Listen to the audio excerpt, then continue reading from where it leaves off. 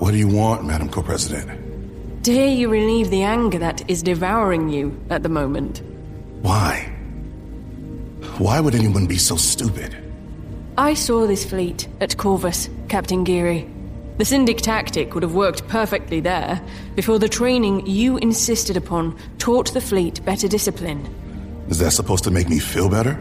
It should. Yeah, it should. But even one ship, and we just lost 4. At least they presented an object lesson on the value of following orders. That's a little too cold-blooded for me, Madam Co-President.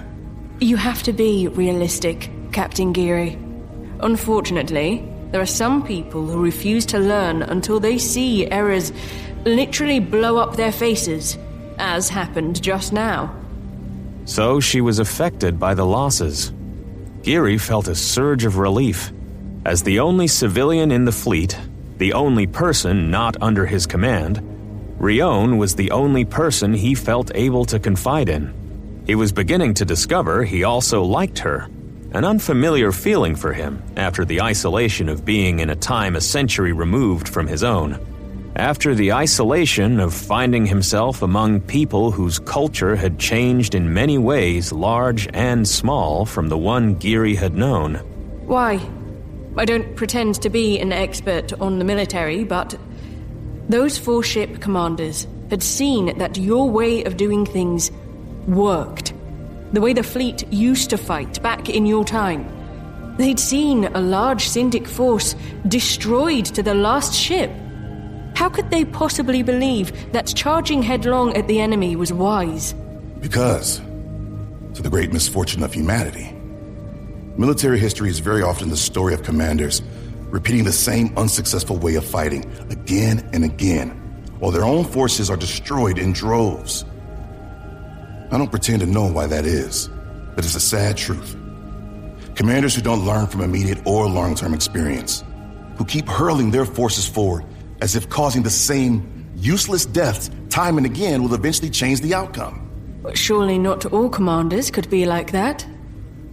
No, of course not.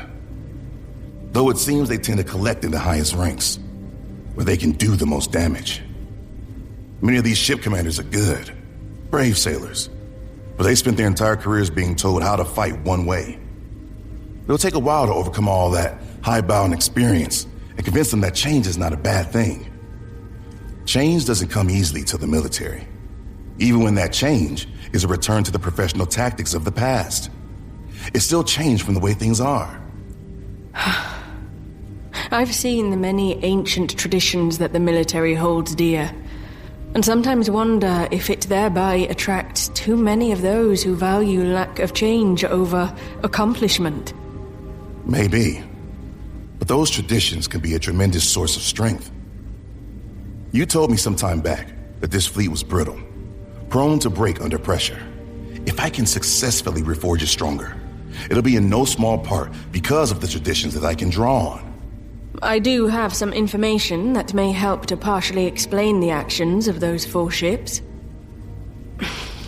Since we left jump space and the communications net became active, some of my sources have reported that rumors have been spread through ships.